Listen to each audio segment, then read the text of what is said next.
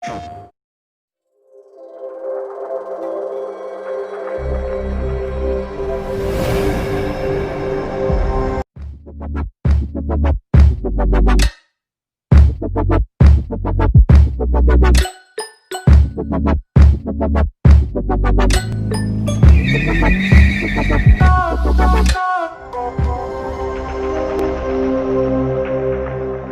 up? My name is Sizwe and welcome back to the Sizwe and Jay vlog channel / podcast edition. If you haven't subscribed, please do make sure you do subscribe and you do like for more content like what I am about to disclose today, which is fantastic. I am energized, I am ecstatic, and that is that the PlayStation 5 will be dropping on 11th of June 2020, and I just can't wait, and I will have a live video with the launch and my reviews and thoughts and points and all of that jazz in the next couple of days.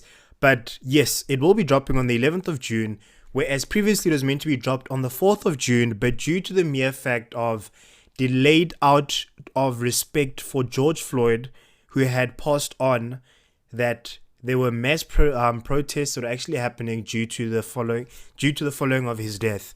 May his soul rest in peace. I just moved to a spot in Remuera. I'm at the top floor. I have to go in the elevator. 3 times already I've had to have racist, scared white people jump when they see me. And I smile at them. So now I gotta stay to the side and let them walk through just so they don't get scared when they see me. Why? Because I'm black. Just because I'm black. What did I do? I didn't have a choice. If I had a choice, though, I'd still be black. When a black person is oppressed in America, or a black George Floyd. I need you to understand how painful it is. Call it out. Just say something. Back to the device of the century. I feel due to the mere fact of that the hardware, if we step into the hardware, the hard drive will be switched from a hard drive to a solid state drive. The difference between the two, for those that don't know, is that a hard drive has a little needle that actually goes through the device, through a little disk, to load and collect data, whereas a solid state drive has 0 moving parts, which makes it faster.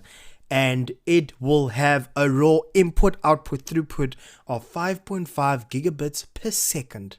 You know what that means?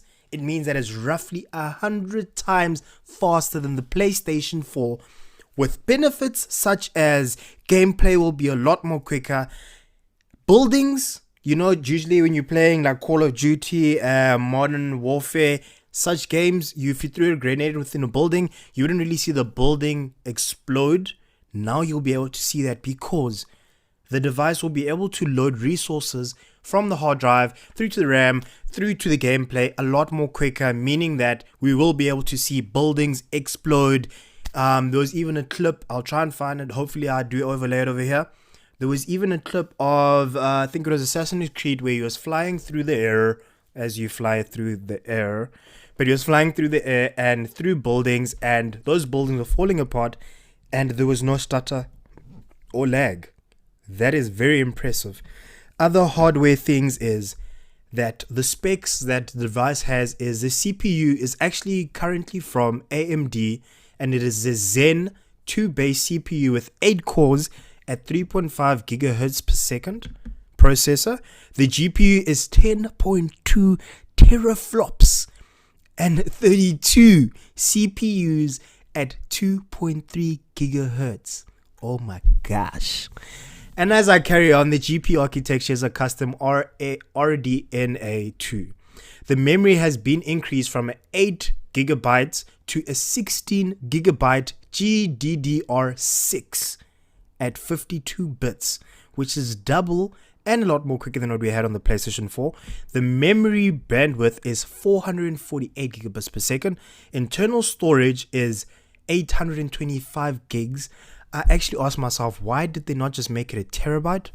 But we will hear all about that tomorrow. And also bear in mind, what I'm speaking about is not the official numbers, but it is the projected numbers from leaks. Gameplay will actually be 8K resolution. You better save up. You better like go take your pennies, your penny boxes, go smash them open and buy yourself an 8K TV if you want to be immersed perfectly within the PlayStation 5.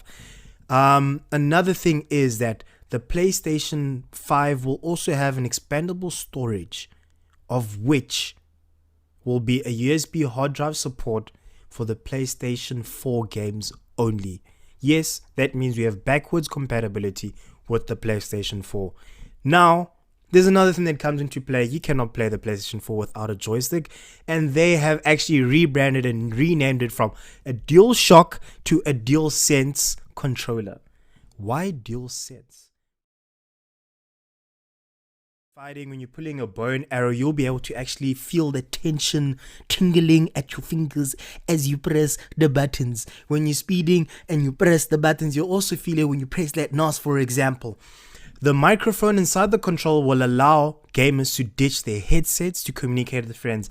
This is kind of blue space. The reason why I say that is because how are we going to ditch that if I'm playing with 4 other mates of mine? How are we going to speak to the microphone to the other team? But I guess it's only for single play. And that actually also boils out a question. Are a lot of the games going to be single play games, or will they be multiplayer games where you can play with your mates in the same household? The pricing of the joystick will be around about a $20 hike from how much it was previously, which was the PlayStation 4, which for South African people will be around the ballpark of 1.2 rand. 1.2 rand. And regardless of the microphone being accessible for us to ditch our headsets, there will still be an audio jack on the actual joystick. Now, when I come back to the games that have been confirmed, there are games that have been confirmed such as Godfall, Gothic, Rainbow Six, Outrageous, WRC9, Battleship 6, Dying Light 2, Lord of the Rings, Gollum, Watchdog Legion, Watchdog Legion, Gods and Monsters, and Rainbow Six Quarantine. Pagati inside.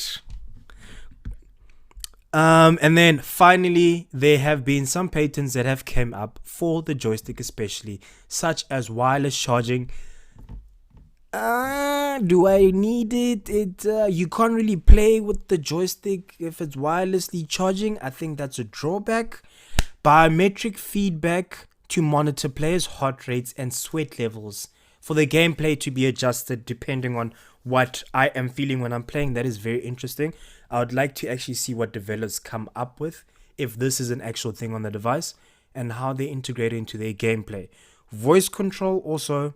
And then also lastly, while the user is inputting their voice from the microphone, the sound of the speakers will be suppressed, and tactical presentation control be formed.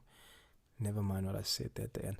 But pretty much it's what it's pretty much saying is that as you speak to the microphone, everything else will be suppressed down so the microphone can hear you. I haven't really seen it work on smartphones. When you're playing music, for example, Samsung's tried that years ago with the S7. I didn't see it actually working perfectly. Maybe Sony has found a way to make it work perfectly. And that is about it. Please don't forget to like and subscribe if you like this content. And lastly, I will be also viewing this live and showing my reviews and what I feel after and during the live event, which is on the 11th of June 2020 at around about 10 p.m. South African time and 1 p.m. PST.